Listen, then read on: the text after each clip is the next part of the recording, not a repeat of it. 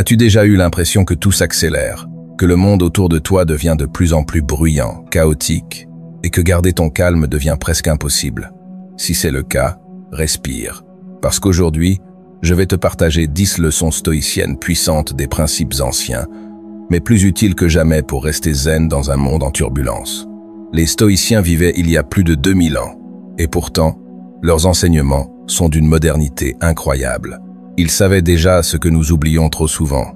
Tu ne peux pas contrôler ce qui t'arrive, mais tu peux toujours contrôler ta réaction. Dans cette vidéo, tu vas découvrir comment les plus grands sages de l'histoire ont appris à garder la tête froide dans les tempêtes de la vie. Et surtout, comment toi aussi tu peux retrouver ta sérénité intérieure, même quand tout semble te dépasser. Alors ouvre ton esprit, installe-toi confortablement, et prépare-toi à redécouvrir la paix intérieure à travers la sagesse stoïcienne. Leçon 1. Accepte ce que tu ne peux pas contrôler. Imagine un instant que tout le stress que tu ressens vienne simplement de ton besoin de tout maîtriser. La vérité, c'est qu'une grande partie de notre souffrance vient de là. On veut contrôler les gens, les événements, la météo, le futur. Mais tout cela nous échappe. Les stoïciens l'avaient compris. La paix commence le jour où tu cesses de vouloir tout diriger. Concentre ton énergie sur ce que tu peux réellement influencer et laisse le reste aller. Tu ne peux pas changer le vent, mais tu peux ajuster tes voiles.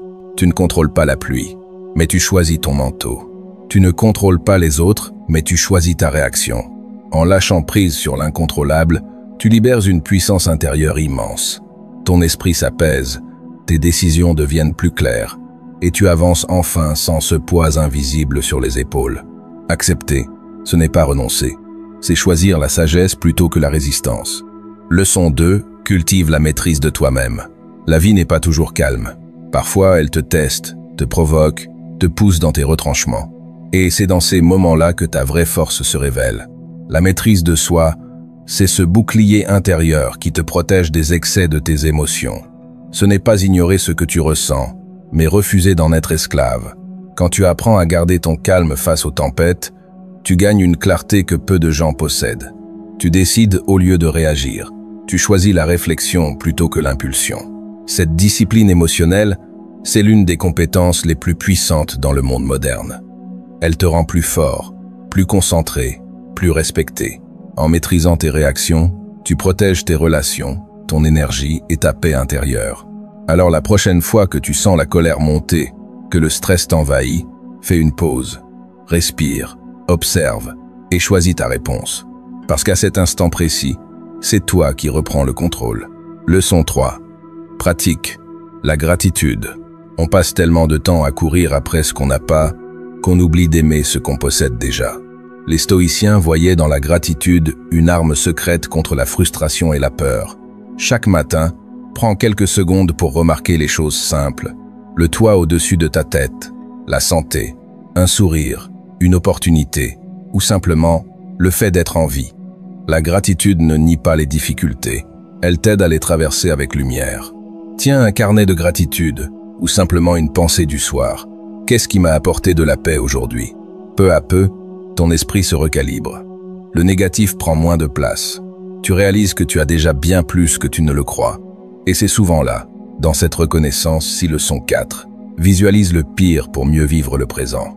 Et si le secret pour rester serein, c'était d'imaginer le pire, ça peut sembler contre-intuitif. Mais les stoïciens le faisaient constamment. Ils appelaient cela la préméditation des mots. L'idée est simple. Prends un instant pour visualiser ce qui pourrait mal tourner. Non pas pour te faire peur, mais pour préparer ton esprit. Quand tu envisages les difficultés possibles, tu neutralises leur pouvoir sur toi. Tu n'es plus pris de court, tu es prêt. Si demain quelque chose tourne mal, tu sauras déjà comment réagir. Et cette préparation mentale crée un calme intérieur profond. Ce n'est pas être pessimiste, c'est être lucide. Parce que quand tu acceptes le pire, plus rien ne peut vraiment t'abattre. Tu retrouves la liberté d'agir sans peur. Leçon 5. Médite chaque jour, même quelques minutes. Le monde extérieur fait du bruit, beaucoup de bruit. Mais la paix, elle, se trouve dans le silence. Les stoïciens méditaient non pas pour fuir le monde, mais pour mieux l'affronter. Prends quelques minutes chaque jour. Assieds-toi, ferme les yeux, respire profondément. Observe tes pensées sans les juger. Peu à peu, Tu apprendras à calmer le tumulte mental, à revenir à toi. La méditation, ce n'est pas une pratique spirituelle compliquée. C'est une façon de reprendre possession de ton esprit. Tu verras, plus tu pratiques, plus tu deviendras clair, posé, présent. Et quand les autres perdront pied, toi tu resteras ancré, centré, tranquille. Leçon 6. Deviens résilient. Transforme les épreuves en force. Tu veux savoir ce qui différencie les esprits faibles des grands sages?